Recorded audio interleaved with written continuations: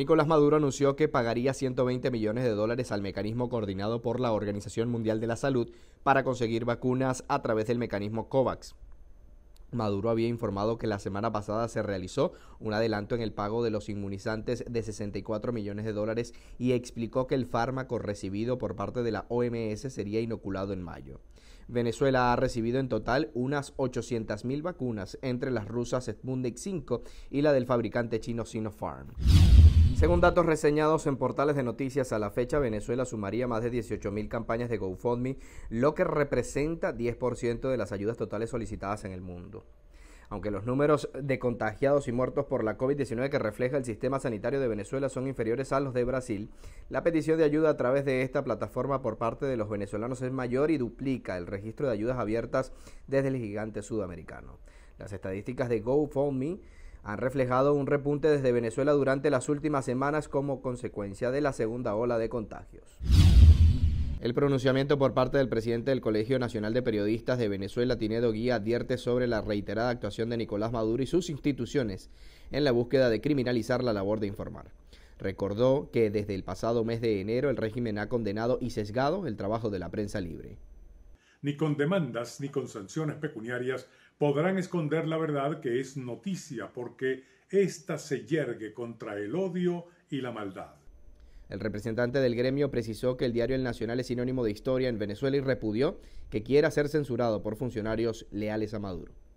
El Nacional es testimonio tangible de lucha democrática. El CNP se hace solidario con sus trabajadores, propietarios, profesionales de la comunicación. Por más libertad, sin censura y por una nación libre, fortalecida por sus medios de comunicación, que cese la persecución y criminalización de los periodistas. El apoyo a este medio de comunicación también ha sido expresado por Juan Guaidó, quien reprochó el ataque al pensamiento crítico y argumentó que Nicolás Maduro sigue socavando la libertad de prensa en Venezuela. Aunque el repudio por la sentencia presentada por la Sala de Casación Civil del Tribunal Supremo de Justicia leal a Maduro ha sido expresado en redes sociales y medios alternativos.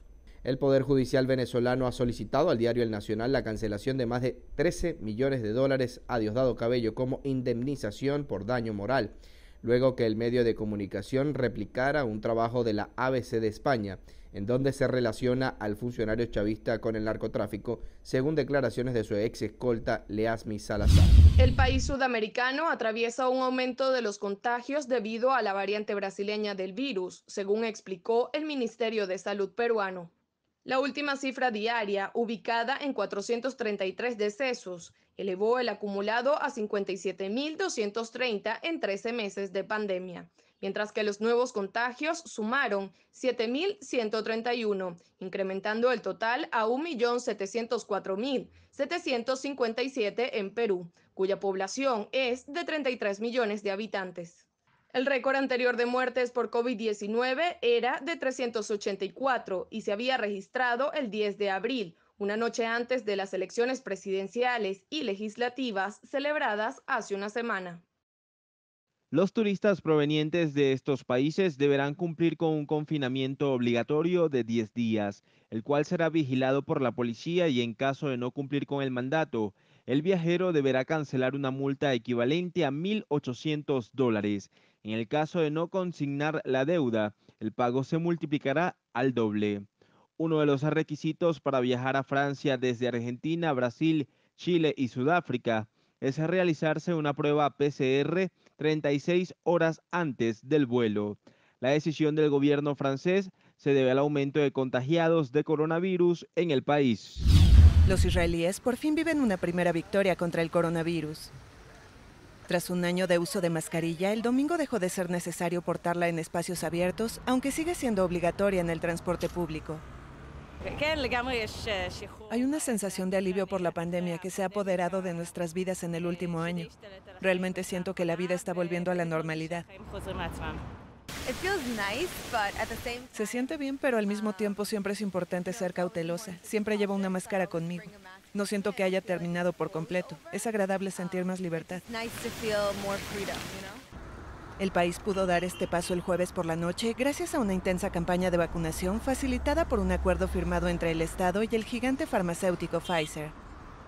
Desde diciembre, el 53% de la población recibió las 2 dosis de la vacuna, es decir, el 80% de la población mayor de 20 años, según datos oficiales.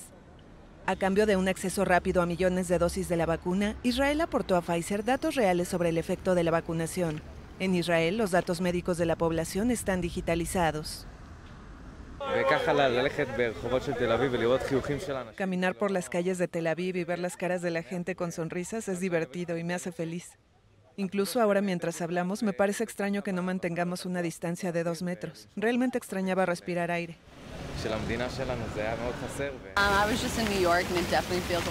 Acabo de estar en Nueva York y definitivamente se siente mucho mejor estar aquí y no tener que preguntarme qué tienen las otras personas en la calle, como dónde han estado y qué han estado haciendo. Pero definitivamente no creo que se acabó. Creo que vivimos en un país pequeño donde está bajo control. En enero, Israel registró un pico de 10.000 casos diarios a pesar de la campaña de vacunación, ya que los efectos del inmunizante no se reflejan hasta unas semanas después de la inyección. En los últimos días, el país ha registrado solo unos 200 casos diarios. En total, el país reportó unos 836.000 casos de COVID-19 y más de 6.300 decesos desde el inicio de la pandemia. El servicio penitenciario informó que Navalny aceptó recibir un tratamiento con vitaminas y que tenía una condición satisfactoria, mientras que fuentes cercanas al opositor denunciaron el fin de semana que se encontraba en un estado crítico de salud. Sus médicos aseguraron el domingo que les impidieron visitar a Navalny, quien cumplió 3 semanas en huelga de hambre. Los simpatizantes del opositor convocaron una manifestación para este miércoles, día que coincide con el discurso del presidente Vladimir Putin en el Parlamento, para debatir asuntos como las elecciones legislativas del otoño próximo. La Unión Europea también penalizó a 2 empresas debido a la represión en las protestas en contra del golpe de Estado ocurrido el 1 de febrero. Las sanciones fueron validadas por los ministros de 27 países de la comunidad, los cuales se reunieron en videoconferencia. Las 2 empresas con penalidades son la Myanmar Economic Holdings Ltd. Y Myanmar Economic Corporations, ambas vinculadas al poder militar birmano. De las 10 personas incluidas en el régimen de sanciones, casi todas son miembros del Consejo Administrativo del Estado. Las sanciones contemplan el congelamiento de eventuales activos que esas personas o entidades posean en la Unión Europea, también la prohibición de hacer negocios con europeos y la imposibilidad de obtener visas para el ingreso al territorio de la Comunidad de Países.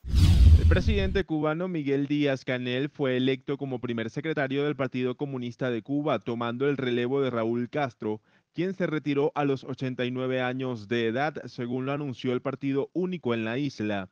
La información la ofrecieron a través de Twitter al término de la elección de los delegados de la organización política, luego de la retirada de Castro el pasado viernes durante el 8º Congreso del PSC.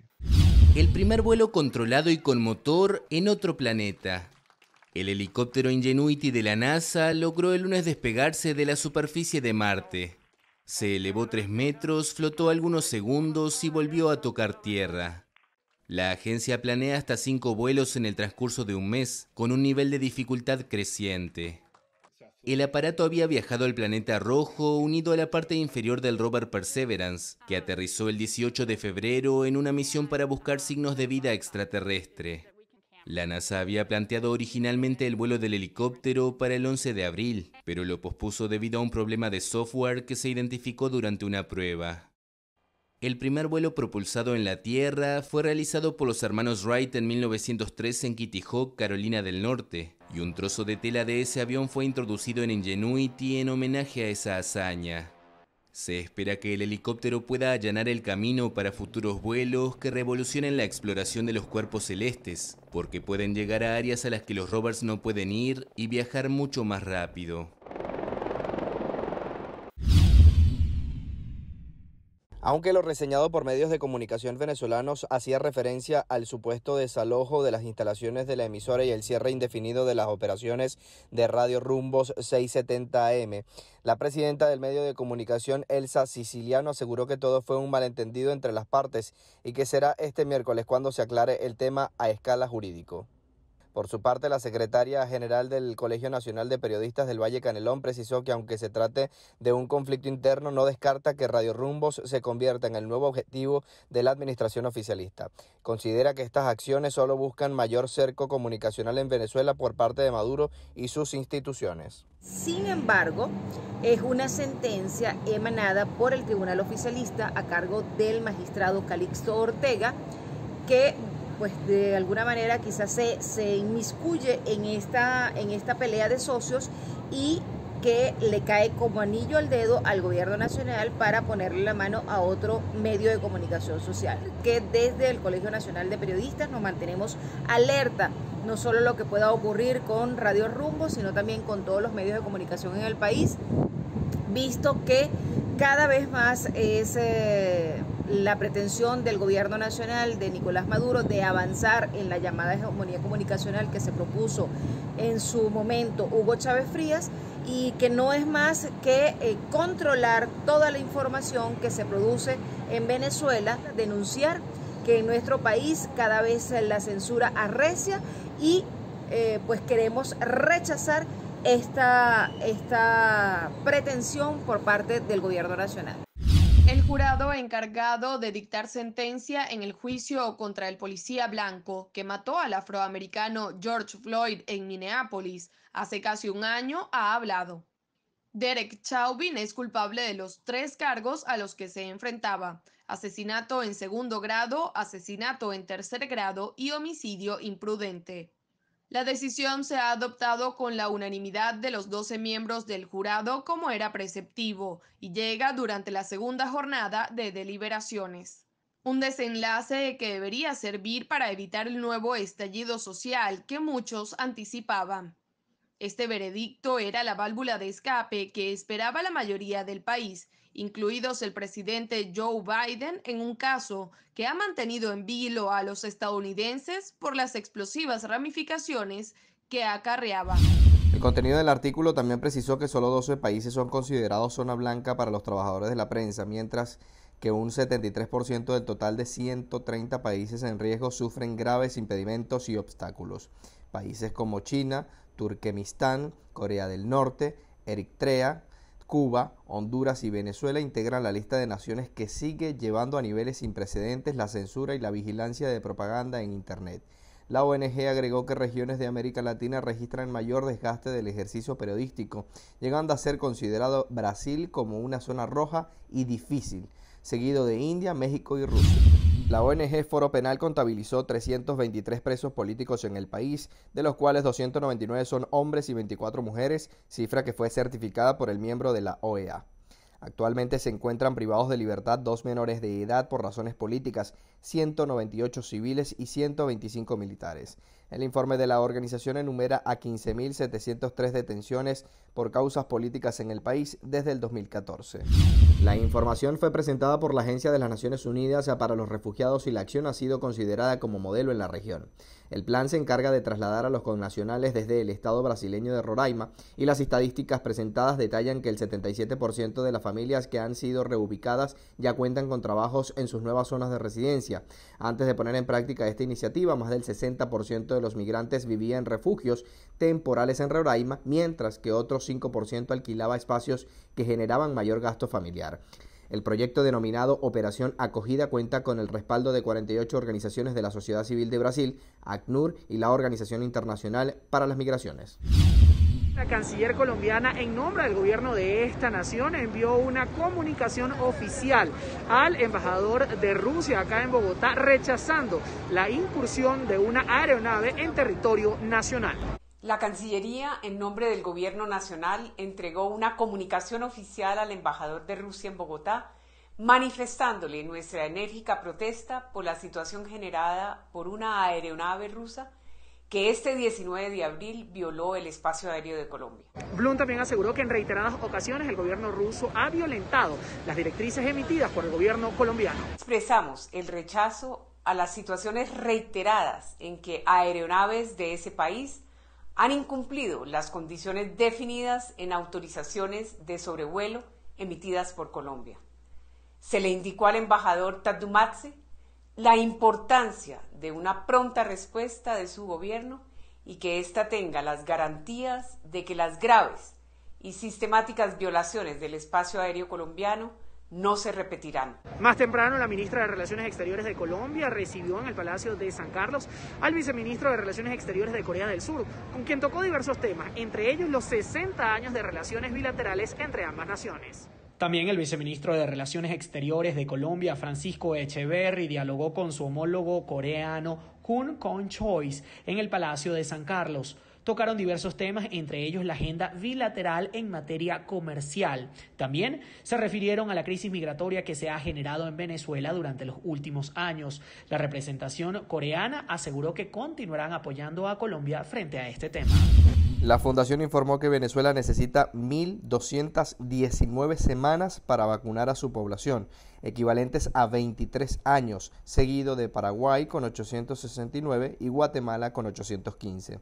Venezuela no ha inmunizado al 1% de su población, mientras que Chile solo necesita 10 semanas para alcanzar su totalidad de las inoculaciones, Uruguay 11, República Dominicana 36.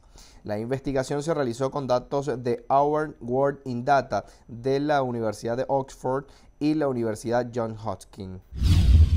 La secretaria de Relaciones Exteriores informó que ambos países están en conversaciones para flexibilizar las restricciones a cruces fronterizos a partir de los índices de propagación de la COVID-19 en ambos lados de la frontera. Precisó que la medida seguirá en aquellos estados del norte de México que se encuentran en color naranja como alto riesgo y rojo riesgo máximo, según el semáforo epidemiológico del Gobierno de México. Recordemos que el 21 de marzo de 2020, México y Estados Unidos cerraron sus fronteras para viajes no esenciales, es decir, aquellos con fines recreativos o turísticos. Además, detuvieron los procesos migratorios abiertos en Estados Unidos, dejando a miles de migrantes varados en la frontera norte mexicana, los cuales se reanudaron a mediados de febrero, tras la orden del presidente estadounidense Joe Biden. Las restricciones establecidas no han impedido el tránsito comercial de alimentos, de combustibles, de equipos de atención médica y de medicamentos por la frontera entre ambos países. Su abogada Olga Mikhailova informó que está muy débil y no recibe asistencia médica adecuada. Su representante pudo confirmarlo luego de una visita realizada este martes en la prisión, por lo que pidió que fuera trasladado a un hospital civil de Moscú. A su vez, explicó que casi no pudo sentarse ni hablar y enfatizó que no recibe ayuda médica apropiada en el hospital de la cárcel. Sin embargo, las autoridades del centro penitenciario aseguraron días atrás que Navalny se encontraba en un estado de salud óptimo. El líder de gobierno, que permaneció en el poder por 30 años, murió debido a las heridas recibidas en una operación militar. Tras el hecho, el ejército prometió elecciones libres luego de una transición de 18 meses. El presidente de 68 años era un militar de carrera. Llegó al poder en 1990 tras un golpe de Estado y acababa de ser reelegido para un nuevo mandato de 6 años con casi el 80% de los votos. Uno de sus hijos de 37 años y comandante de la Guardia Presidencial va a dirigir el Consejo Militar encargado de reemplazar al presidente, de acuerdo a un comunicado militar. El líder de gobierno de Brasil informó que está dispuesto a trabajar con la comunidad internacional para la protección ambiental de la Amazonia y prometió acabar con la deforestación ilegal para 2030. El mandatario sostuvo que ese objetivo requerirá de grandes recursos y pidió el apoyo de la comunidad internacional, gobiernos, empresas y sociedad civil. El anuncio de Bolsonaro se ofreció antes de la cumbre de jefes de Estado sobre el cambio climático en Washington de este 22 de abril. Juan Guaidó, dirigente opositor, informó sobre la creación de una plataforma unitaria de partidos y organizaciones venezolanas. Voluntad Popular, Primero Justicia, Un Nuevo Tiempo, Acción Democrática, Encuentro Ciudadano, La Causa R, Unidos por Venezuela, Proyecto Venezuela, son algunos de los partidos que conformarán el nuevo grupo de organizaciones. El dirigente político aseguró que va a poner de lado sus diferencias y tendrá como prioridad las necesidades del país. Representantes de la sociedad civil y de diferentes sectores también suscribieron este pacto. Según lo señalado por la orden del Poder Judicial oficialista, López habría participado en un supuesto plan de derrocamiento contra Nicolás Maduro, un evento que tuvo lugar en mayo del año 2020. Al mismo tiempo se comunicó que la magistrada Elsa Gómez Moreno estaría al frente de la solicitud y la investigación. Por otra parte, se relaciona el dirigente del Partido Voluntad Popular con el intento de golpe de Estado registrado el 30 de abril del año 2019 en la ciudad de Caracas. El balance presentado por la Sociedad Interamericana de Prensa detalló que solo en el mes de enero del año 2021 la administración de Maduro accionó 3 procesos de registro e incautación de equipos en medios de comunicación independientes, mientras que 8 emisoras de radios fueron sacadas del aire en toda Venezuela bajo la regulación del espectro radioeléctrico y el uso de la Ley de Responsabilidad Social en radio y televisión. También fueron reportados más de 60 casos de intimidación hacia trabajadores de la prensa en distintos niveles. La Sociedad Interamericana de Prensa resaltó que los medios de comunicación que difunden información crítica a Maduro han tenido que migrar a plataformas digitales pese a las restricciones de algunos portales web. El documento también plasma que son incontables los casos de amenaza, robo de equipos y agresiones físicas por parte de órganos represivos del Estado contra los periodistas, reporteros gráficos, camarógrafos y otros. Argumentaron que la Convención de la ONU prohíbe la expulsión colectiva de personas, por lo que se debe tratar cada caso individualmente. 2 de las deportaciones a las que se hizo referencia incluyen a venezolanos. Instaron al país a ofrecer atención médica a los desplazados y eliminar la xenofobia, pero también resaltaron el esfuerzo de Chile a mejorar la ley de migración y extranjería. El comité recomendó medidas que estén acorde al principio de no devolución y la prohibición de expulsiones arbitrarias y colectivas. También implementar restricciones en el uso de fuerzas armadas en los controles fronterizos. El anuncio lo ofreció el embajador de Juan Guaidó en Canadá, Orlando Viera Blanco, quien agradeció al gobierno por la ayuda a los migrantes venezolanos. Todavía no se han dado detalles de cómo será la entrega del dinero, pero se aclaró que los refugiados también serán beneficiados. Según la ONU, la migración venezolana acumula 5.6 millones de personas desplazadas por todo el mundo.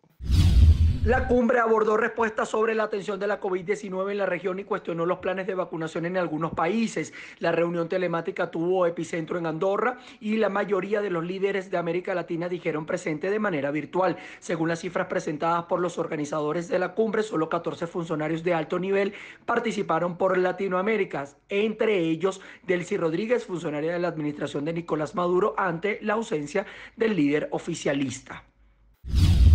Argentina será el primer país de Latinoamérica en producir la vacuna Sputnik V contra el COVID-19, gracias a una alianza entre el Fondo Soberano de Inversión de la Federación Rusa y el laboratorio argentino Richmond.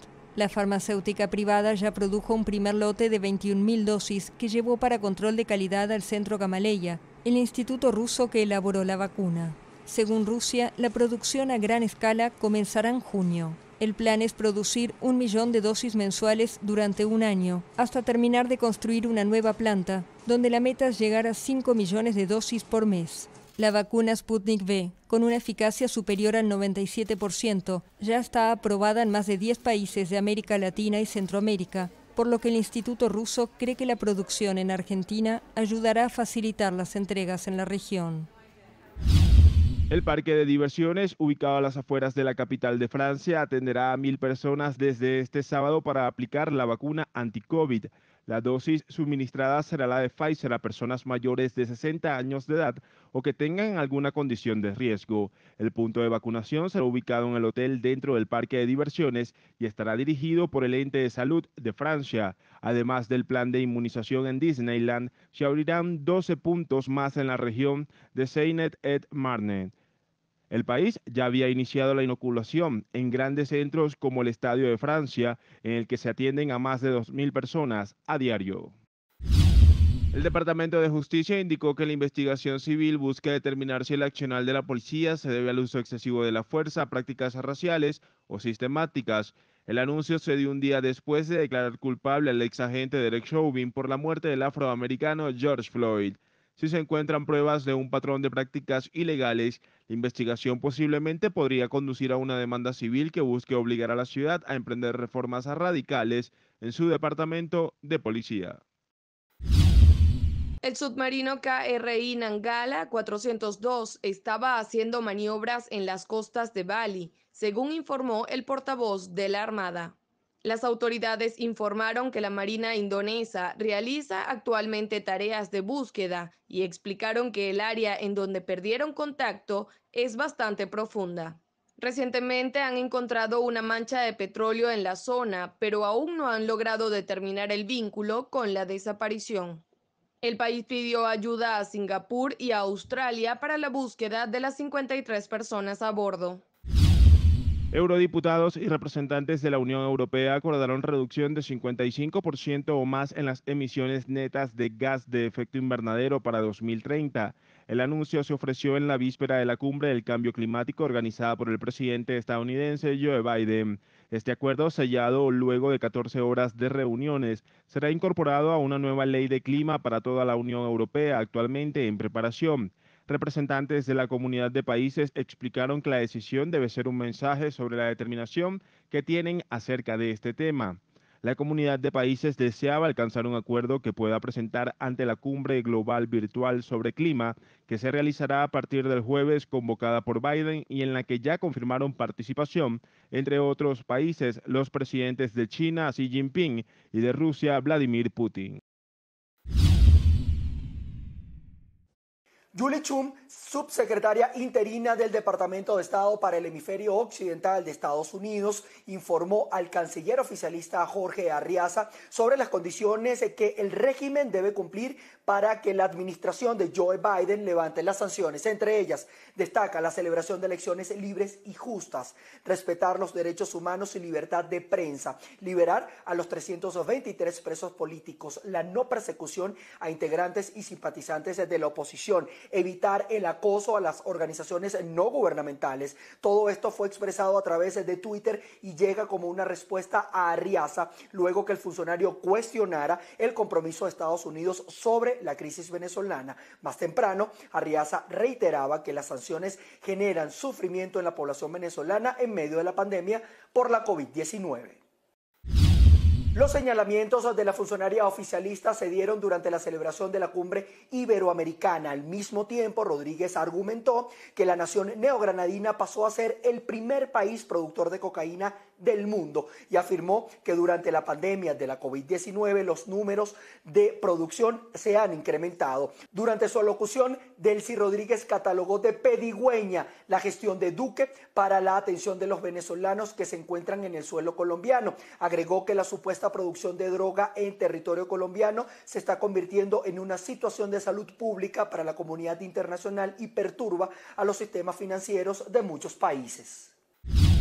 El estudio realizado por el observatorio determinó que el 69.9% de los hogares en el país no se come carne, por lo que es reemplazada por harinas, grasas, tubérculos y azúcares. En dicho estudio también se descubrió que la mayoría de los tubérculos que se consiguen son cultivados en las casas. El 69.1% de las casas en las que se realizó la entrevista presentaron seguridad alimentaria marginal, por lo que las personas pueden comprar la comida pero no pueden afrontar otros gastos. La encuesta, que incluyó a 23 estados del país, contabilizó que el 69% de los habitantes deben escoger entre comer o estudiar.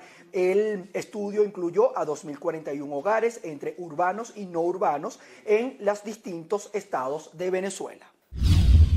Según la nueva ley de migración, los venezolanos ilegales deben salir del país en un periodo de 180 días o serán expulsados de Chile. El ministro de Interior y Seguridad Pública, Rodrigo Delgado Mocárquer, aclaró que los desplazados deben tramitar su entrada a través de los consulados en el país de origen. La medida aplicada permite que las personas que hayan entrado al país antes del 18 de marzo de 2020 puedan regularizarse. La decisión tomada por el gobierno de Sebastián Piñera también incluye a los migrantes de otras nacionalidades. En horas de la tarde se registró un tiroteo en la Cota 905 debido a que unos delincuentes se emboscaron a 2 funcionarios del Cuerpo de Investigaciones Científicas Penales y Criminalísticas, los cuales resultaron gravemente heridos. Según información difundida por el periodista Román Camacho, funcionarios de la Brigada de Acciones Especiales acudieron a la zona prestando apoyo. Por su parte, los habitantes han advertido que se debe evitar el tránsito por la autopista norte-sur.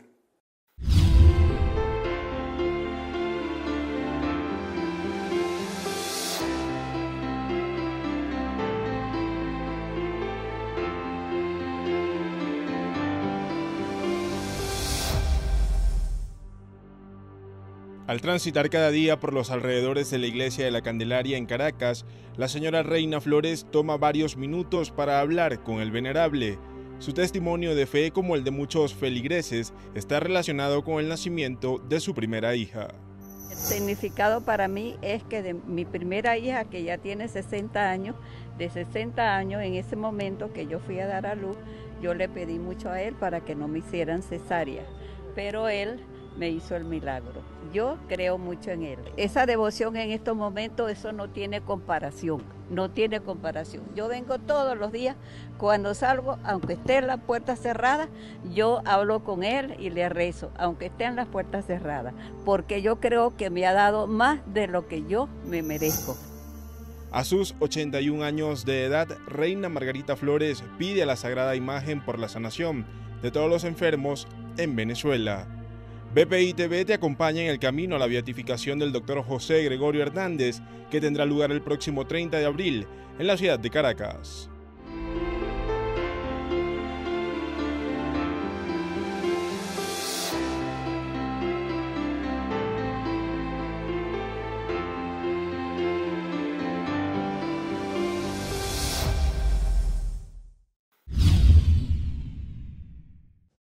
La explosión que se registró en el barrio Los Erazos, en Caracas, causó la muerte de una mujer de 70 años y una joven de 24. Hasta ahora se desconoce la cantidad exacta de heridos. Los habitantes de la casa informaron que en el momento del hecho estaban 10 personas en la residencia, 5 adultos y 5 niños. Los bomberos de Distrito Capital y funcionarios de la Policía Nacional Bolivariana atendieron a los heridos y desalojaron la casa. Residentes de la zona denunciaron ante la policía que las bombonas que son ofrecidas por el Consejo Comunal tienen defectos de fuga. En el metro de Caracas, en la estación de Plaza Venezuela, un joven trató de pasar por el torniquete sin tener un ticket de entrada, por lo que fue interceptado por un operador quien lo empujó y golpeó. Un hombre que presenció el hecho trató de pagar el ticket del joven para que lo dejaran viajar en el tren, pero este fue expulsado por los funcionarios de la Policía Nacional. A través de un comunicado, el presidente de esta Cámara y representante de la Cámara de Caracas, Leonardo Palacios, precisó que no es tiempo para otorgar soluciones a medias y advirtió sobre la posibilidad de paralización de algunos servicios como consecuencia de las fallas de distribución de gasoil y combustible. El vocero del gremio no descarta que en las próximas semanas se vea un efecto negativo por esta irregular situación. Palacios pidió una respuesta contundente y certera desde la administración de Nicolás Maduro al sector privado y productivo de Venezuela, a pesar del plan de 60 días que ha sido planteado por el líder oficialista.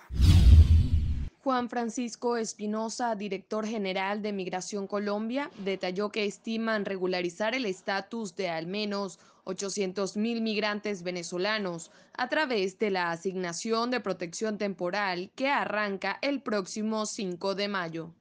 Recordó que para normalizar su situación migratoria, los venezolanos deberán inscribirse en el Registro Único de Migrantes Venezolanos y completar el formulario de las encuestas socioeconómicas a través de migracioncolombia.gov.co/visibles.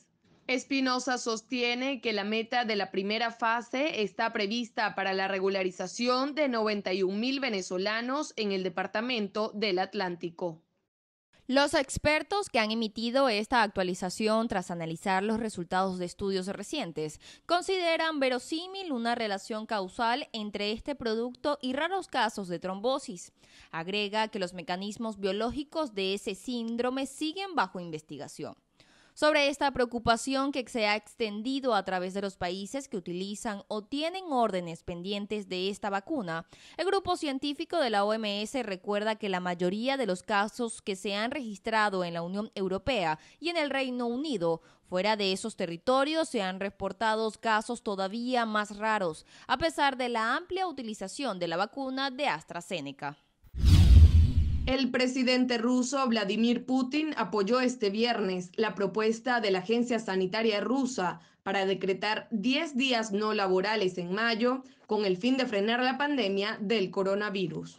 La idea es convertir en jornadas no laborales los días situados entre dos feriados, concretamente los días del 3 al 8 de mayo.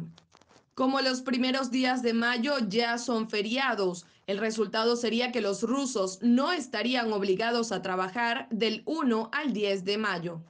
Según la directora de la Agencia Sanitaria Rusa, la pandemia estaba retrocediendo en Rusia, pero el ritmo de reducción de casos y decesos no ha sido tan rápido en las últimas semanas. Según ella, estos 10 días no laborales limitarían los desplazamientos en el transporte público y la circulación del virus se reduciría. Alerta en Japón a 3 meses de los Juegos Olímpicos. El gobierno declaró el viernes un nuevo estado de emergencia en Tokio y otras 3 regiones ante el repunte de los casos de coronavirus. El sistema hospitalario se enfrenta a una situación grave y sin precedentes. La contaminación con la variante altamente contagiosa ahora representa el 80% de las infecciones en Osaka y el 30% en Tokio. La medida entrará en vigor el domingo y durará al menos hasta el 11 de mayo. Al contrario que el anterior estado de emergencia, que solo requería que los establecimientos redujeran sus horarios de apertura, esta vez deberán cerrar los comercios que vendan alcohol, los grandes almacenes y algunos centros comerciales. Debemos ser mucho más firmes y obligar a la gente a no salir de sus casas como en un verdadero estado de emergencia. Si no, repetiremos lo mismo una y otra vez. Esta situación es interminable y hace que uno se pregunte si los juegos no se van a cancelar. Las autoridades de los departamentos afectados también podrían prohibir la asistencia de público en eventos deportivos, pero los responsables matizaron que estas medidas de emergencia no impactarán en la organización de los Juegos Olímpicos. Entendemos que habrá un estado de emergencia, pero durante este periodo realizaremos una serie de eventos de prueba y tenemos que asegurarnos de que nuestras medidas contra el virus sean más estrictas que nunca. Japón ha vacunado a menos del 1% de su población, una sorprendente lentitud para la tercera economía mundial que el año pasado había encargado suficientes dosis a los laboratorios AstraZeneca, Moderna y Pfizer. Pero solo la vacuna de este último ha sido autorizada, ya que el país obliga a hacer ensayos clínicos suplementarios en su territorio.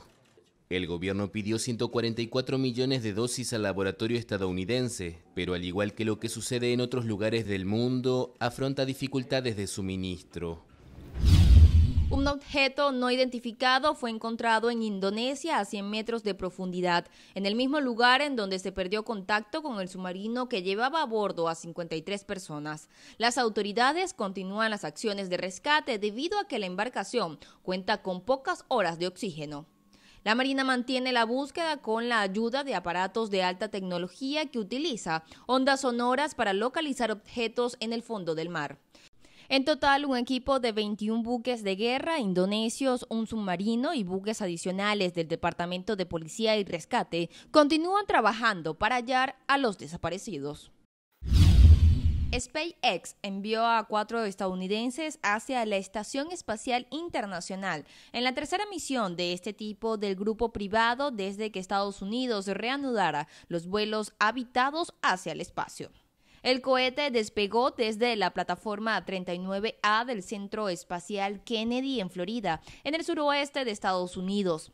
El astronauta Franz Thomas Pesquet se convirtió en el primer europeo en volar en una cápsula Crew Dragon de SpaceX y está acompañado de los estadounidenses Shane Kimbrough y Megan McCord y la japonesa Akihiko Hoshide.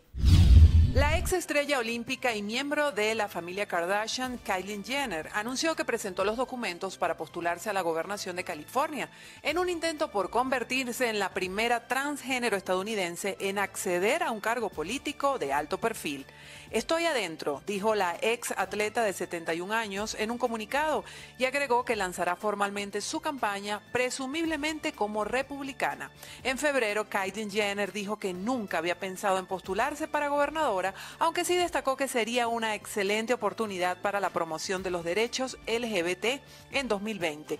Durante una entrevista para la revista People, explicó que su forma de pensar había cambiado mucho en los últimos años y que había dejado de identificarse como republicana.